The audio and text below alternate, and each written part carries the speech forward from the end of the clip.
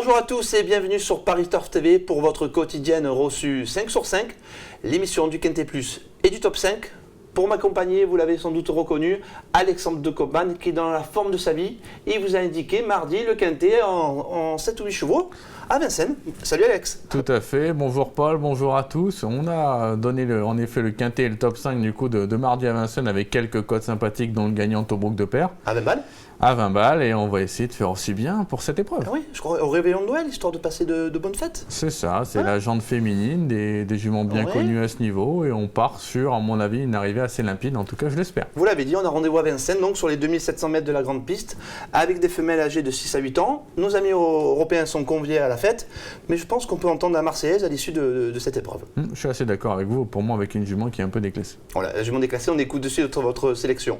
Alors, le numéro 16, Vacat Monnaie, le numéro 9, Vicky Shima, le 4, Victoire de Lèvres, le 5, Venice Girl, le 13, Ulula Bella, le 10, Pleasure Chronos, le 2, Fortuna Sun et on termine avec le 14, Vanille du Dollar. Vous l'aurez compris, Alexandre n'a rien inventé, Vacat Monnaie est donc sa favorite. Logique, me direz-vous, c'est de 35 courses, 16 victoires, et j'en veux pour preuve sa dernière sortie victorieuse, c'était à Vincennes, on était déjà sur le parcours.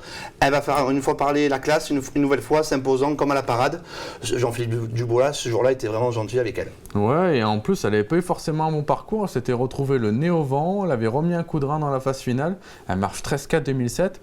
On peut regarder les courses tous les jours à Vincennes, des chevaux ferrés qui trottent 13 effractions sur les longues distances. Sans artifice ? Sans artifice. À part Viking Blue, actuellement, j'en vois pas beaucoup. Donc à mon avis, elle est un peu déclassée, cette jument, même totalement.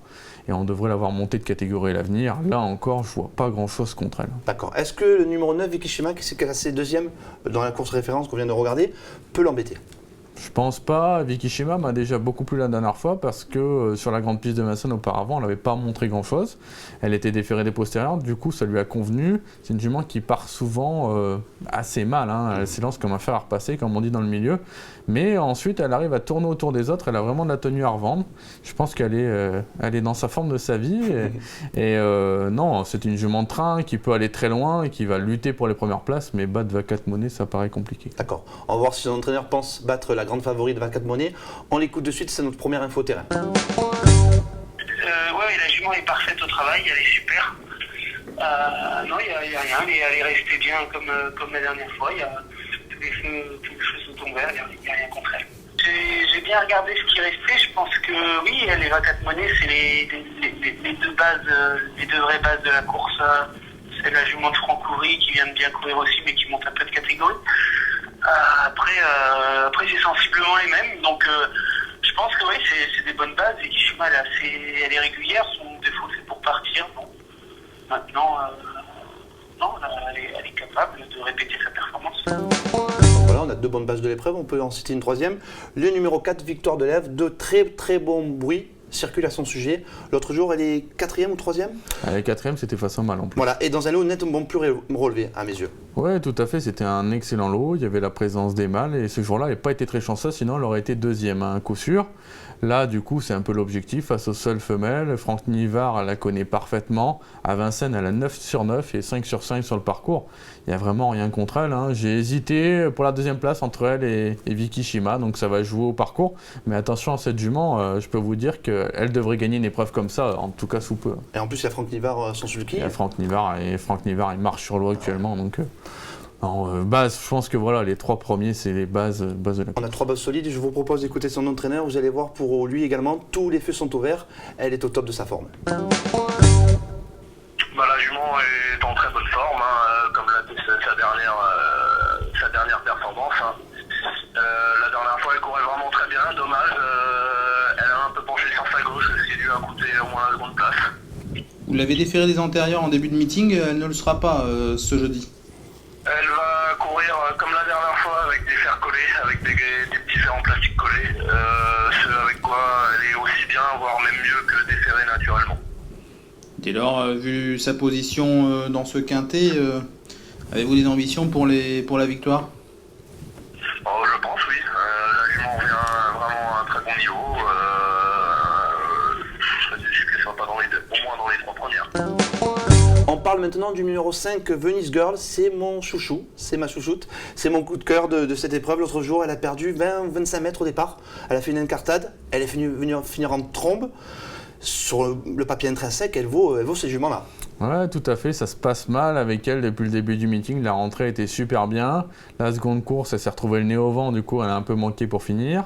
Et la dernière fois, bah oui, elle n'a pas été chanceuse, il y a eu un ralentissement et du coup, la jument s'est montrée fautive avant de revenir bien finir. Voilà, si ça se passe bien, je pense qu'elle a largement la pointure, en tout cas, de terminer l'arrivée d'une telle épreuve. Elle a déjà prouvé son aptitude à la grande piste.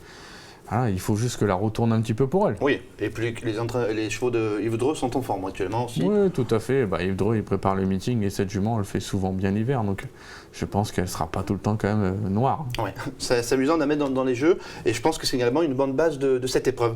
On parle ensemble du numéro 13, Ulula Bella. Alors là aussi, elle refait parler d'elle dans la course référence, des ferrets antérieurs. Bon, c'est une belle outsider. Oui, dans la course référence, elle a terminé tout près finalement de mes deux premières avec Katmone Vikishima.